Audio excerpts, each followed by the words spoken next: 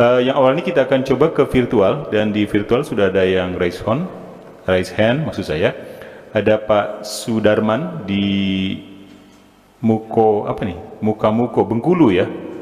Muko Bengkulu. Iya. Iya, di Bengkulu. Bengkulu. Silakan Pak Sudarman untuk yang mau disampaikan pada Buya Syakur pada kajian hari ini.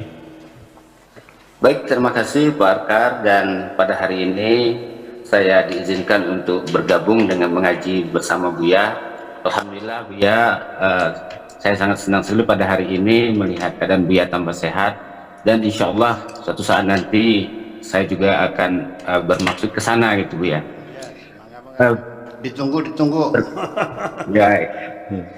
Perkenalkan Buya, nama saya Sudarman dari Muko Bengkulu, perbatasan dengan Sumatera Barat, di ujung Bengkulu itu Buya. Sahabat-sahabat semua yang saya hormati, Assalamualaikum warahmatullahi wabarakatuh. Ini Buya, ada beberapa hal yang mungkin yang ingin saya konfirmasi dan tanyakan kepada Buya. Saya melihat bahwa belakangan ini kayaknya umat Islam khususnya yang berada di sekitar saya mengalami keterbelakangan dalam berpikir dan terjebak dengan seremoni-seremoni yang bersifat syariat gitu. Nah, sehingga kajian-kajian tauhid itu hanya sekedar lip service saja, tidak menimbulkan efek terhadap kehidupan dia dan juga masyarakat yang ada di sekitar. Kemudian juga sesuai dengan pernyataan Buya bahwa banyak manusia atau orang-orang pada saat ini beragama tapi tidak bertuhan gitu. Nah, hubungan dengan kajian pada hari ini, penyerahan diri kepada Tuhan, tentu kita sebagai manusia yang ingin menyerahkan diri kepada Tuhan tentu harus tahu dulu Buya, Tuhan itu siapa, yang disebut Allah itu siapa. Nah, seringkali saya melihat bahwa ketika Allah itu berada di atas masjid, kalau dulu ada bacaan Allah, ketika jatuh, nah orang-orang pada heboh gitu, Tuhannya jatuh gitu. Kemudian ada juga mungkin bacaan-bacaan yang terjatuh dari mobil sehingga tergilas di jalan, maka mereka merasa bahwa Tuhannya tergilas mobil gitu. Nah, ini kan membuat pemikiran kita jadi kerdil gitu Buya. Nah, ini juga sehubungan dengan kajian hati, karena bagaimanapun juga pengenalan Tuhan tidak lepas dari kajian-kajian hati yang seperti saya mengikuti kajian Buya beberapa atau kajian-kajian sebelumnya. Nah, pertanyaannya Buya, bagaimana trik-trik khusus yang singkat gitu yang bisa cepat mengenal Allah itu sehingga kita bisa betul-betul menyerahkan diri yang tidak dicampuri dengan nafsu-nafsu kita gitu ya, di samping adanya hidayah dan sholat istikharah seperti disampaikan Buya tadi. Karena kalau kita melihat sekarang itu bahwa orang-orang milenial ini Buya sukanya agak instan gitu, agak cepat. Tapi kalau berguru sampai seperti tarekat itu 20 tahun, 30 tahun, ujung-ujungnya juga ya dapatnya ya wali dalban juga, yang apa namanya, mursyid dalban juga gitu Buya. Banyak membaca buku, ya kita ikut kepikir terhadap pemikiran-pemikiran orang yang menulis buku tersebut. Nah, ini kan membuat kita di masyarakat ini akan terjadi kegaduhan juga gitu Buya. Nah, itu dari pertanyaannya Buya, bagaimana supaya cepat triknya kita bisa mengenal Tuhan sehingga kita bisa betul-betul menyerahkan diri kepada Yang Maha Kuasa itu. Terima kasih Buya. Assalamualaikum warahmatullahi wabarakatuh. Waalaikumsalam warahmatullahi wabarakatuh. Bisa saya respon ya? Ada pikiran yang bagus sekali tadi dari Pak Sudarman.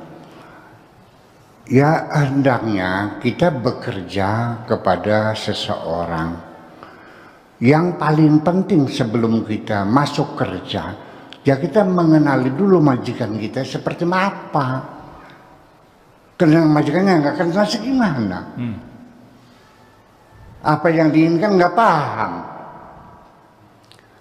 Ya, karena beda bahasa saja, karena orang Arab bahasa Arab, TKW Indramayunya bahasanya Indonesia, datang ke sana tidak bisa berkomunikasi, ya serba salah akhirnya. Ya, hambatan komunikasi antara pekerja dan majikan ini menjadi masalah. Dan itulah makanya keagamaan kita kenapa jadi seperti ini, karena kita tidak bisa berkomunikasi secara lancar dengan Khalik dan makhluk, antara kita dengan Tuhan kita tidak ada komunikasi. Bahkan kalian meragukan bagaimana caranya Allah berbicara kepada kita. Ini kan persoalannya. Iya, saya meninggalkan anak istri saya di rumah. Saya pergi ke hutan 6 bulan. Ada seorang kiai bertanya, Anda telah meninggalkan syariat, masa anak saya ditinggal begitu saja? Saya bilang, saya ke hutan karena disuruh oleh Allah. Dan anak istri saya sudah saya titipkan kepada Allah. Karena saya disuruh Allah ke hutan, maka anak istri saya titipkan kepada Allah. Sebelum berangkat, saya katakan kepada istri saya, sudah saya titipkan, nggak usah khawatir. Kepada siapa? Dia kira kepada Gus Dur, teman-teman kan, pada Nukas Majid, pada Menteri Agama, Menurut Syazali, kepada Quraisy Shihab, barangkali Alwi Shihab, barangkali teman-teman saya. Saya bilang tidak. Saya titipkan kepada Allah, kepada Tuhanku. Nyengir dia. Senyum asam, kecewa kan. Nah, selama saya di hutan, dia mendapat rezeki yang sangat banyak sekali. Musa kepanjangan ceritanya, ya kan gitu. Tetapi yang perlu dicatat di sini, seorang kiai yang bertanya kepada saya ketika saya katakan saya disuruh oleh Allah, bagaimana caranya Allah menyuruh Anda ke hutan? Seperti itu. Saya ngaji di sini kan, ada yang bayar nggak? Nggak ada kan? Saya bermain YouTube juga, saya tidak perlu menikmati honor dari YouTube, saya hanya berdakwah saja. Saya kan disuruh Tuhan. Tahu nggak bagaimana tuh cara menyuruh saya? Seperti ini. Ya itu kan persoalannya. Jadi manusia kan nggak yakin bahwa kita bisa berkomunikasi dengan Tuhan. Dikiranya Tuhan itu sudah tidak berbicara lagi karena Al-Qurannya udah lengkap, selesai gitu. Jadi Allah udah ngomong lagi. Inilah kualitas beragama kita kan seperti itu. Karena tidak bertuhan, tidak paham. Nah, ketika Allah akan memberi sesuatu juga caranya seperti itu. Allah akan menggerakkan hati kita untuk meminta kepadanya, baru dikasih. Seperti Bupati Indramayu datang sini, Buya Sakur bikin proposal dong, nanti saya bantu tuh gedungnya, kan gitu. Mendorong saya untuk meminta bikin proposal. Tuhan juga sama, ketika akan memberi, Tuhan akan mendorong kita untuk meminta. Nah, doa meminta kita dengan perbuatan dan perkataan. Betul nggak? Ya kita mengkomunikasikan kepada teman-teman gagasan-gagasan saya bikin pondok, tapi juga dengan perbuatan apa yang saya miliki ya saya manfaatkan untuk bikin pesantren, kan seperti itu. Jadi dikiranya Tuhan tidak berbicara, kalaupun bicara tidak mungkin bisa ditangkap karena bila sautin wala harfin, tanpa suara tanpa huruf, jadi kita tidak bisa berhubung gitu. Tidak tanpa huruf, tanpa suara, betul. Setiap detik, setiap saat Allah berbicara kepada kita tanpa suara dan tanpa huruf, dan kita paham. Ketika ada seorang pengemis ya, yang kelaparan, Allah berbicara kepada saya, tolonglah hambaku itu. Baik ya Allah. Iya kan? Tetapi di dalam diri kita ada penyelewengan, ada gangguan, ada disturb, ada bully. Setan juga membuli, melakukan distorsi. Iya. Ternyata setan menyuruh, cepat kasih, cepetan kasih. Itu baunya gak enak, itu bau lalat, itu bau penyakit, segera. Jadi begitu kita ngasihkan uang pada pengemis, kita bukan berbuat baik menurut perintah Allah, tapi ngusir pengemis karena baunya busuk. Itu yang terjadi. Iya, nah itu mesti kita analisa, tidak semudah itu kira-kira. Nah ini yang kadang-kadang masalah ketauhidan itu kurang diamahayati, kurang dipelajari. Yang penting asal geruduk asal ramai saja, bangun masjid bagus-bagus, berjamaah, azan panjang-panjang, kemudian cari tilawah Quran hari Jumat jam 10 pagi sudah dinyalakan sampai jam 12, sehingga orang tetangga sekitar merasa gelisah semua. Seperti itu, dan sebetulnya syiar Islam. Itulah, jadi kita habis waktu dengan seremoni jelek juga tidak, saya tetap mengatakan baik, tetapi ada yang tertinggal, ini yang lebih utama ditinggalkan. Itu seperti itu. Kemudian yang kedua, bagaimana caranya kita mengenal Tuhan? Saya tidak menganjurkan untuk bertorekot, dan saya tidak punya torekot. Saya torekatnya torekat Muhammadiyah aja deh.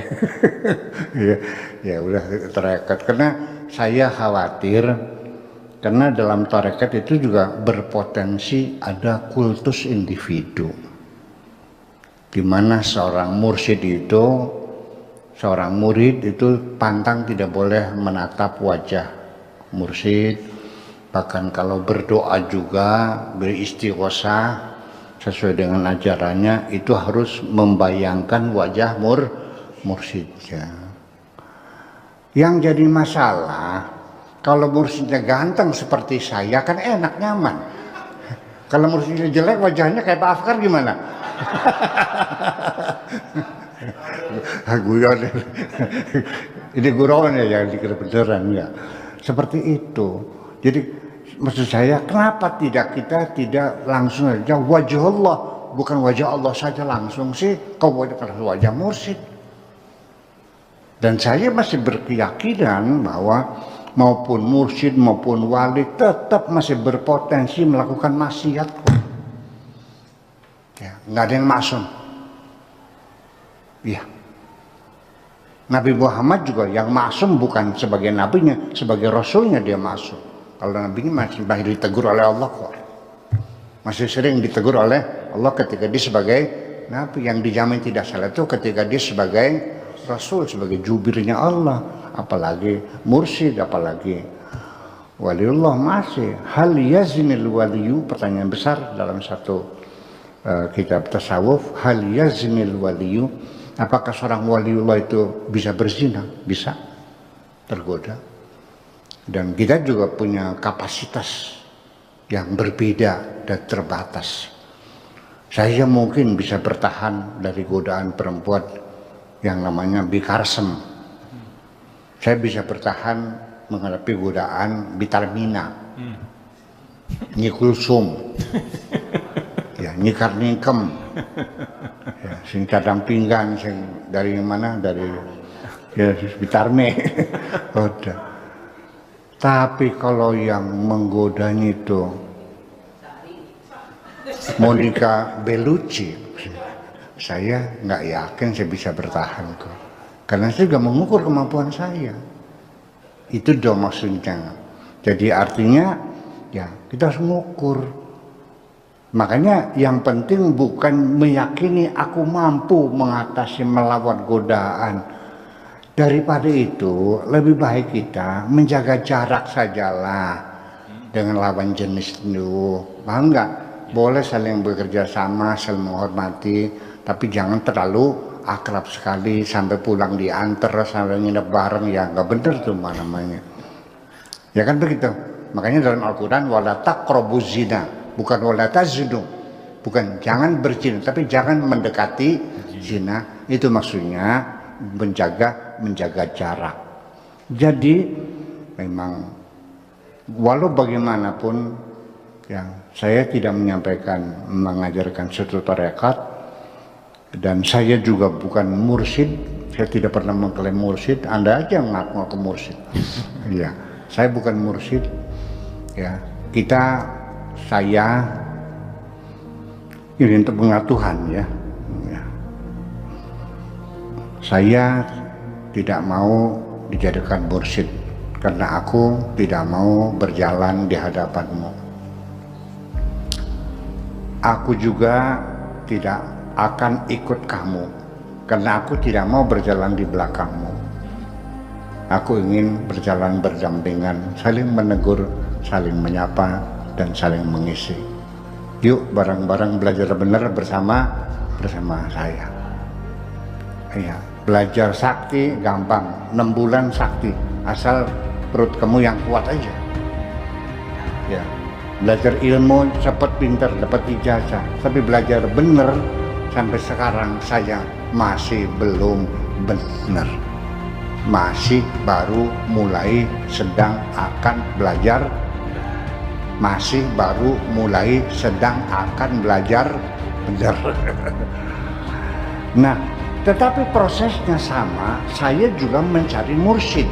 Nah ini, jadi ada yang langsung Allah berikan hidayahnya. Wallahu yakhtassu bi rahmatihi man yasha. Allah memberikan rahmatnya kepada siapapun yang dikehendakinya. Ya, hari ini dia masih sebagai pelacur, besoknya jadi waliullah. Hari ini dia masih jadi perampok, besoknya jadi waliullah. Tetapi itu jangan ditiru, karena jarang terjadi. Yang ditiru adalah yang banyak terjadi, yaitu melalui pembelajaran, ya. Itulah makanya bagaimana logika mengenal Tuhan, ya. Makanya tetap bagaimanapun pada akhirnya kita mencari pembimbing mursyid. Karena kalau kita sudah masuk dalam wilayah ruhaniyat, itu harus ada ustadz, ada mursyid, ada syekh. Man ta'allama bi ghairi syekhin fa syekhuhu syaitan. Barang siapa yang belajar ruhaniyat tanpa syekh, tanpa guru, maka bisa jadi gurunya adalah syaitan. Nabi Ibrahim saja didatangi iblis ngaku Tuhan kok, apalagi kamu. Nah, saya juga sama mencari mursyid itu, saya bukan se-Indonesia. Saya mencari mursyid se-alam dunia. Dari mulai London, Perancis, Turki, Libya, Tunisia, saya mencari mursyid. Dan tadi dikatakan, tidak sekali dua kali saya menemui mursyid dalbat. Lalu saya tinggalkan. Cari lagi, gagal lagi. Ada satu yang saya temui yang asli ini, namanya Syekh Mustafa di kota Tunis lama. Setelah saya amati, ini beneran ya. Jadi saya datang, Syekh, alimni bima ulim tarusda, tolong ajarin gue deh apa yang kau ketahui itu, tolong ajarin saya. Oh iya, besok aja, jangan sekarang, sudah sepuh orangnya, udah di tempat tidur aja. Besok aja kamu kesini. Ya udah, baik deh. Besoknya datang jam 10 pagi, ketok-ketok rumah, gak ada yang buka. Tanya tetangga, mana Syekh Mustafa? Udah dikubur tadi pagi. Jadi ternyata saya kasih tahu, seorang waliullah juga, kalau sudah ada yang menandai, sudah ada yang mengira-ngira, dia juga akan bersembunyi kok. Tidak ada seorang wali mengaku aku waliullah. Nah kalau orang aku itu wali dalban. Iya, itu berhati-hatilah. Jadi makanya saya juga sama, ini kaidah umum untuk berlaku untuk diri saya juga. Anda ikut saya silakan. Kalau Anda saya melihat saya masih benar, masih di jalur yang benar, masih menutupi syariat, ya kan? Tapi ketika saya sudah menyeleweng, sudah ngejar-ngejar cewek, sudah main judi lagi, sudah melacur lagi, segera tinggalkan aku sendirian. Untuk apa kok ikuti aku? Itu saja persoalan. Terima kasih. Gitu aja. Ya. Pak Sudarman, terima kasih di Muko Bengkulu sudah bergabung pada hari ini, dan beberapa pertanyaan yang sudah disampaikan tadi sudah dipaparkan begitu runut oleh Buya Syakur, dan saya kira itu menjadi bahan renungan buat kita semuanya. Bagaimana mengenal Allah agar kita mudah berserah diri kepadanya.